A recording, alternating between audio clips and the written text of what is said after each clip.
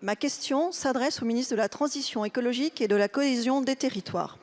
Je souhaite y associer ma collègue Laurence Vichnievsky ainsi que les parlementaires du Puy-de-Dôme et l'association Objectif Capital. Le prochain rapport du COI, Conseil d'orientation des infrastructures, présidé par notre collègue David Valence, sur la période 2023-2032 est très attendu, à tel point que certains extraits sont d'ores et déjà connus. L'Auvergne est le territoire métropolitain le plus mal relié à la capitale sur le plan ferroviaire. 3h30. 3h30 pour relier Clermont à Paris quand tout va bien. En effet, de nombreuses défaillances techniques liées au vieillissement du matériel roulant et des infrastructures provoquent des retards fréquents, soulevant la colère des usagers. Victime de décennies de sous-investissements structurels et de promesses d'investissement non tenues, l'axe ferroviaire Clermont-Paris fait pourtant partie des 3 lignes structurantes des trains d'équilibre des territoires. L'État s'est engagé financièrement à hauteur de 760 millions d'euros jusqu'en 2026.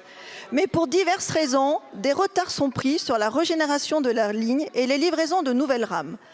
Agir au plus tôt pour garantir une ligne de qualité, durable et efficace est une question de survie pour notre territoire. D'autant plus que, selon le rapport du COI, l'engagement de l'État semblerait se terminer en 2026. Or, nous avons besoin de poursuivre les investissements pour moderniser la ligne et faire passer le temps de trajet à 2h30. La grande vertu du rapport du COI sera de mettre sur table une liste de priorités et une nouvelle programmation, avait ainsi déclaré le ministre des Transports le 5 octobre dernier au Sénat. Mes questions sont simples. Est-ce que la ligne structurante Clermont-Paris fait partie des priorités de l'État au-delà de 2026? Est-elle inscrite dans un programme de modernisation? Enfin, si tel est le cas, pouvez-vous nous apporter des éléments de précision? Je vous remercie. Merci beaucoup. La parole est à monsieur Christophe Béchu, ministre de la Transition. La députée Lingemann, j'ai le plaisir de vous répondre en l'absence de Clément Beaune, que vous aviez interpellé. D'abord pour vous rappeler, mais vous le savez, que le 24 février, dans quelques jours, le comité annuel de suivi va se réunir à nouveau et que désormais, un comité régulier de suivi, pas seulement tous les ans, mais qui associe l'ensemble des parlementaires des départements traversés existe, et qu'après une visite à Clermont, une visite à Vichy, pour faire en sorte d'en coordonner l'ensemble des actions, Clément Beaune a précisément pris l'engagement de vous tenir régulièrement informé de là où nous en sommes par rapport au retard que vous évoquez.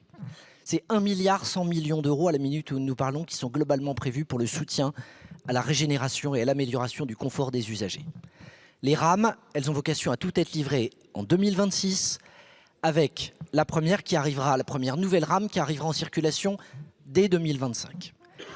Malgré les incidents liés à ces retards de régénération, la régularité s'est améliorée sur le premier semestre.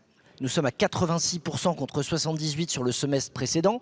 Mais évidemment, ce sont ces travaux de régénération qui permettront d'être enfin à l'échelle de la ligne structurante que vous évoquez, qui figure à ce titre-là dans la carte ferroviaire que nous avons. Vous avez évoqué le rapport du comité d'orientation des infrastructures et le travail piloté en particulier par votre collègue, le député David Valence.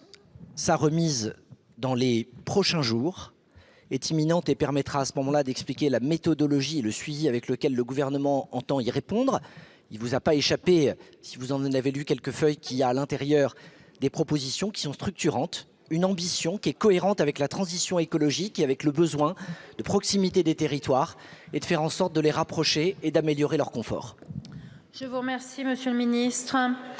La parole est à monsieur Antoine Léaumont.